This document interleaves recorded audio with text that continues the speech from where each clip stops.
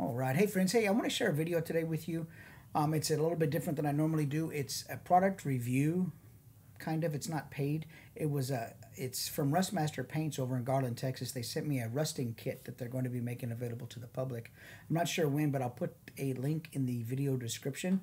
I want to also say that when I share the video with you, it's not to say what process is better. Or try to draw a comparison necessarily, because I'm going to be doing it alongside the process that I normally use for rusting, and seeing how I can incorporate that product that they sent into my workflow, maybe what I think of it, things like that. So I'm not trying to draw a comparison between the two different processes. I only want to share with you the results that I get, and if I think that there's a place in it for me, or you can draw the conclusion if there's a place on your workbench for you. But anyway, enough about that. Let's get to the fun part, and here we go. Well, let's get this package open. Party in a bag. Anyway, thanks again to Rustmasters for sending this product out to me. I appreciate it and the opportunity to use it. For those who follow me already, I have my own process that I do for rusting and creating rust and grime and stuff on models, and I'm curious to see how this is going to work, and hopefully by the end of this video you'll know whether or not it's something you want to give a try, or where it fits on your workbench. This is packaged really, really nice. I mean, they took the time definitely and bubble wrapped it and protected it against getting banged up during shipping. Got their own little labels on there. Nice packaging. Look at that. Rust 1 and 2. Sweet. They got 2 spray bottles and 2 of these tubs. Each one is, they're numbered. So, and yellow is my favorite color, so right away I love the yellow. And they're numbered because you have to go in sequence. There's a video on how to apply this on YouTube, and I'll try to remember to link it in the description of this video. It seems to be laid out pretty foolproof. It's in the video, it's pretty easy. You paint on the yellow, then you paint on the brown, then you spray on the yellow, then you spray on the brown, and things turn to rust. So I watched the video a few times. I'm kind of thick sometimes and things get past me, so I watched it a few times. Each product is numbered, so you can be sure to go in the right order, which is definitely helpful. So I lay them out here in their sequence so that I can make sure to get it right. So let's start this process, and we're going to do it according to the instructions on the video. I had some access flanges here that I had spray painted quite a while ago and just never got around to rusting these out. Step 1 of this is, according to the video, to paint everything that you want rusted in this yellow. Now, I will say, I watched the video on how to put this on. They didn't mention coverage. They didn't mention how thick to put it on. So I really kind of just put it on thick enough to where it covered everything, but you could still see some of the base coat of paint through the yellow. I don't know if that's the right way. And there may be a better, more efficient way to do it. In the instruction video that they post on YouTube on how to use this, I didn't see anything, or I couldn't really deduce anything from the video on coverage. So anyway, once you put this on, let it dry. It's an acrylic. It's a water-based paint, which is great. I love water-based products. It gets me away from that whole enamel thing and cleaning tools and brushes and airbrushes, and you can use this right in your own bedroom and your own home workshop, and you don't have to worry about all kinds of fumes, man. And so I love the water-based stuff, and that's really nice here to be able to use it. Next is step 2. Everything that you wanted to rust, you painted yellow, then you paint brown over the top of the yellow. Once again, there was no coverage, detail listed, or I couldn't really deduce any from the video, so I put it on. This coat I put on thick enough to where I didn't see any yellow below it, or I thought I didn't see any yellow below it. And I was hoping that was going to be thick enough. I really honestly didn't know how thick to do it. In the video, it looked kind of thin, but it was kind of hard to tell. So I put it on, you know, thin enough to it wouldn't take too long to dry. So now the third part of this step is everything that I painted brown, we're going to spray, shake these bottles up really good, and we're going to mist that on there. Now, I didn't want to go overboard with this. I didn't know really how much to put on there. It looked pretty liberal. They looked like they put it on pretty liberally in the video, so I was a little bit more conservative. I didn't know. I didn't want to ruin it. I didn't want to mess it up. So I just sprayed it on there, and then I'm like, well, it looks like I missed a couple spots. Maybe I should add some more. And so that's what I did. I kind of rotated this around and added a little bit more, and we'll wait for that to dry also. So I wish the video maybe, or the instructions would have been a little clearer on maybe how thick a coat to put down. But anyway, step 4 is, now that I spread everything yellow, we're going to spray everything brown. Same thing, get it on there, let it dry. Now, here you can see, once it's all dry, this is the final product. There is a little bit of yellow showing through, and I don't know if it's supposed to do that. I don't know if I did it wrong. To the camera left here is my method of rusting, where you can still see some of the gray metal beneath it and things like that, and different textures and washes and pigments and different colors of rust. That's one of the tricks that I use. But let's go ahead and take their product on the left right there, and their product's on the right too in this image. We're going to build on that product.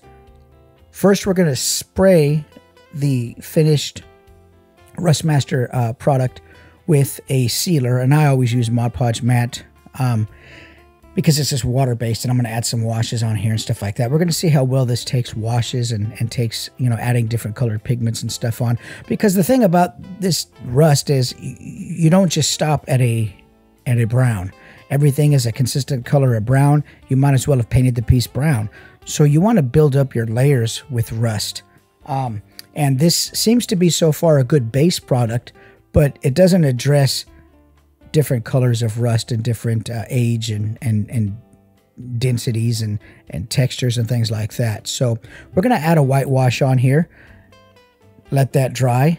Then I'm going to go through and just do some of the pigments that I normally use. These aren't store-bought pigments, name brand pigments. These are ones that I grind up in a blender, and I apply with isopropyl alcohol. So if I don't have to, you know, buy name brand pigments, then I certainly don't. So at any rate, we're going to start building up, like I say, on their product and see how well it takes the process that I use to rust. And this in my hand is just an air, like a little air pistol. It blows a concentrated air out like a air can would, like the compressed air cans would, except it's a rechargeable battery operated one, so it's really good and it dries the alcohol really fast. More pigments. We're just going through and breaking up the darks with some lights and giving it a little bit of depth. And so far, since we sealed their finished rust product with the Mod Podge, it's holding up really well to everything I'm putting down on top of it, which is alcohol, air, pigments, water. There's no problem with any of that going through to the bottom. And you can see here we've got a finished piece. And the base coat of that is their Rustmaster rust product. And I just went ahead and built on top of their foundation. And it looked like it made a great finished product in this regard here. So, I mean, I gotta say, it's definitely nice to be able to lay that brown down and get an even coverage of rust. Now, if you look at mine, I'm able to, I don't lay down a whole coat of brown. I let that metal show through a bit, and then I add my pigments and washes on top of that, sort of using the isopropyl alcohol to work out the thinness and the shape and the opacity of the pigments, giving me a more of a washed look to the rust itself, and a bit of a cakey, built up, you know, corroded looking rust also. On the Rustmaster product, I and maybe it's just user error and I'm just not familiar with it, but I couldn't work out the opacity of the rust product. So I would like to have seen a little bit of the metal of the access flange show through, but I couldn't work out the opacity of it, and I don't know if there's a way to thin it out to get more of the metal to show through and sort of get those graduated tones and stuff in there. I'm not sure. But here is a product, here is a head cage that I modeled, and I'm thinking this is going to be a good match for this product because it's a lot of intricate little pieces in here. So let me paint everything yellow again. And this, this piece here, I painted up, and I put a coat of primer down, and then I put a coat of silver paint down on top. And I'm doing this, and we're going to just start from beginning to end and do it with this Rustmaster product once again. And we're going to paint everything yellow. And the goal here is, anybody who's seen my head cages, they know, and anybody who's seen rust knows that there's parts that are rusted and parts of metal that show through, and then parts, of rust. And it's not all solid rust. There are bits and pieces and chunks and nooks and crannies of rust on rusted items. And that's the case here. I don't want a solid cage of rust. My thinking is I want to be able to leave some blank spots in here for the rust to show. For the rust to show, but then also for the metal to show itself in areas that aren't rusted. So that's what I'm pointing to here. And to give you an example of that, I'll bring a picture up here in a little bit to sort of reiterate my point. But now that yellow is dried, I'm going to go through and I'm going to paint the brown on there, same as the other step. And once again, I wasn't sure about the thickness of the coat, how liberal I should be with this, or how conservative I should be with it. So I painted it on like regular paint, and I think I may have done that in error because I really just didn't know. Normally I'd go through and I'd stipple with a sponge and things like that. And so here, let me just show you some other points. So everything that I wanted to rust, it turned brown. I don't really think it's rusty looking, but also that yellow spray sort of tinted the silver paint a yellow. So it looks like there's a little bit of a yellow wash on there. And once again, this may just be user error. I really think there's most likely a way that you can probably stipple this on with a sponge and get those textures in there that I normally like to use with my pigments. And washes. I'm sure there's probably a way to do it. I don't think I pulled that off very well here. I just went with the brushing and the method that they showed in the video. So we're going to spray the yellow on here now. I got a bit ahead of myself in the in the voiceover. We spray the yellow on, and I'll let you see here in a little bit what it looks like. See, there's that yellow tinge to the silver paint. I mean, I could go in there and add some washes and knock that back and stuff like that and fix that up. But I'm kind of thinking there's a better way that I could have done this, but I really just didn't know. I went with the way that was in the video by brushing it on in sequence, and then spraying the spray on there. So at any rate, I should also note that those two sprays, there's no real odor to them at all. They're water-based also, and the paints in the jars labeled 1 and 2 are also, they're just like a cool, acrylic painty kind of smell. There's nothing to them at all, so there's no fumes here also that you have to worry about. And then, I also tried off camera on another piece. I tried building the layers up with the product, and I wasn't successful in being able to build up layers where I could get a textured look to the product with building up the different layers. So, and you can see on the glove, it's just a watery, like a wash, so it's okay. So let's take a look at this head cage. This is, when I think rust, this is what I'm after. And I'm not saying that this product won't give that to you. It's definitely going to give you a base to start with, for sure. But a lot of times in what we do, there is no one tool or one product that does everything. You spray it on, bam, and this thing is rusted, man. It's just beautiful. If you want the end result to be something like this, then it's a lot of different layers and steps, and sometimes there's more than one product involved. I don't think that this product is a one product, all of a sudden there's rust and different, ages of rust and color on there, and they're not marketing it like that either. So, but I think it's a good base product to start. It definitely gives you a good color of rust. It definitely takes the washes. It definitely takes the pigments and the alcohol being sprayed on it. And if all you're after is a rust that is a basic brown rust, and you could stipple that on with some sponges and stuff, then by all means, then this is a fine product. I know there's lots of people don't always have time or the patience or the learning curve on, getting pigments and doing alcohol and thinners and all those other things that are out there to create rust like you see in this head cage here. So a product like this Rust Master is great because you can put it on in order that they give it to you, and you're going to have, a rusted looking product that is a very simple base coat of brown rust. And if you want to build on that, then you can. I'm going to go through the process here and show you how I do one of these head cages. It's really quick. And I don't want to say that I want to show you this because I want to show you how it may be better or not better than Rust Master, but it's just a different process, and it's one that I do regularly. This is my process, and so I'm showing you this simply to share an end result with you. And I think, in fairness, I didn't do the head cage right with the Rust Master one. I brushed it on, but I just didn't get the look I was after, and I'm pretty sure that's probably me. So don't hold it against them. If there's room for user error, then I'm going to operate in that room.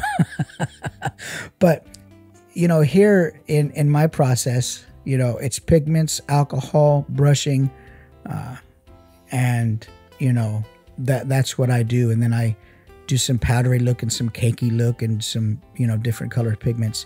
And like I say, you can totally do that with the Rust Master once you lay that down as a base coat of brown rust. It can't address all the different colors for you because it's not that kind of product. And like I say, it's not advertising to be that kind of product. But in my opinion, do I think that this is something I would need on my workbench? I'm not going to say there's no need for it for me, because there'll come that time where I want to open up a jar and put something down on something small, and there it'll be. It is a process, though, of put one on, let it dry, put one on, let it dry 4 times. But if you're not in a hurry, or you can use an air gun like this or something to speed up the dry time, then it's not a big deal. I'm so set in my ways that, it's hard for me once I have a really good process down to do what I want to do. It's hard for me to really change that. I'm like an old dog that you can't teach new tricks. So that's nothing against Rust Masters. They seem to have a really nice product here. It's organic. Well, that's not organic. I mean, it's acrylic, and it's a water based, and so in that regard, it's fairly safe. So, but you just have to decide. There's never. It's always a good thing to have as many tools in your bag as you can. Each piece or each product that you're making as a maker or a diorama builder or 3D printed painter, each piece has its own unique approach. And so there may be times where something like this is totally suitable, For example, if I wanted to do inside that cage, well, it's kind of hard to get stuff down in there, but you could paint it with that brush and spray it, and that spray would get in there fine. And so Rust Master would be probably a good solution for the inside of that. So it's really going to depend at the end of the day on your skill level, where you're at, what you're after. And look at the thing, it fell all over the place. I'm like a bull in a china shop.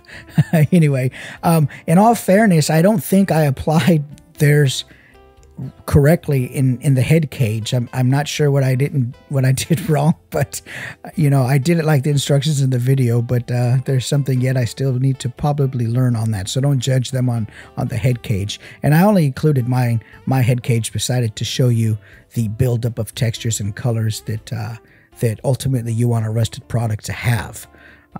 You know, so at any rate, I really hope this video helps you in deciding what you want to do when it comes to the Rustmaster Rust Kit. I think it's very well put together. It's very well thought out. It does put a base coat of rust brown down, absolutely. It's safe. It's quick. It looks great. Both of these flanges here, or no, one of the flange on camera left is the Rustmaster. The flange on camera right is mine. And I built the rust texture up on theirs using pigments, but at the end of the day, they both look fantastic. So it's just a matter of what you want, man. I think they got a good product, and it's just up for you to decide what you want on your workbench. And in the meantime, I really hope this video brought you a little insight, and thanks again to the folks at Rustmaster in Texas for bringing this product to me and let me give it a shot, and I hope I did it some justice. In the meantime, if you haven't done so, like and subscribe to my channel and check out Rustmaster. Take care.